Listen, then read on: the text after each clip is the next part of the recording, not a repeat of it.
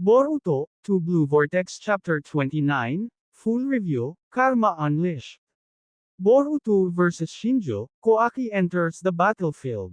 Nagbukas ang Chapter 29 ng Boruto, to Blue Vortex sa isang matinding cover page.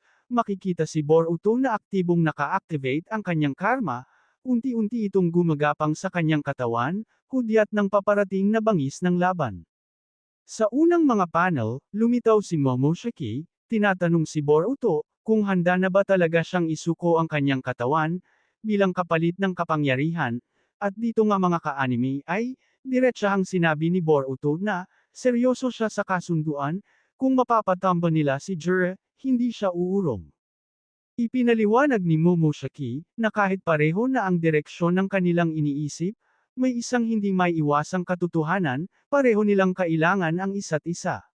Aminado rin si Boruto na alam niyang wala nang hinaharap si Momoshiki, at sa totoo lang, gusto rin naman itong mamatay siya at tuluyang maglaho, maliban na lang kung may paraan si Momoshiki para makalaya. Dito nilinaw ni Boruto na ang mga Shinjo, o Divine Trees ay pareho nilang kalaban.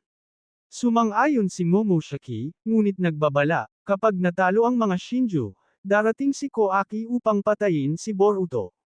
Dahil dito, sinabi ni Momoshiki na kapag nakuha niya ang buong katawan ni Boruto, si Koaki ang una niyang tatapusin.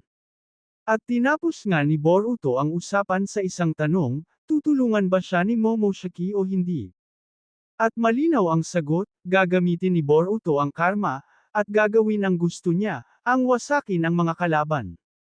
Kasunod nito, tuluyan nang ina-activate ni Boruto ang karma. Sinubukan siyang harangin ng isang Shinjo, ngunit bago pa man makalapit, tinamaan ito ng isang malakas na Rasengan, durog agad ang kalaban. Sunod-sunod ang pag-atake ng mga Shinjo, ngunit mabilis na kumilos si Boruto. Gumamit siya ng Shuriken, teleportation, at tactical na galaw. Dito rin ipinakita ang Byakugan, na ginamit ni Boruto, upang makita ang galaw ng mga kalaban, kahit sa mabilis na takbuhan. Isang perpektong likong Shuriken, ang tumama sa batok ng Shinjo, isang critical hit. Hindi nagtagal, nag-teleport si Boruto gamit ang Hiraishin, at naglabas ng isang napakalaking Rasengan.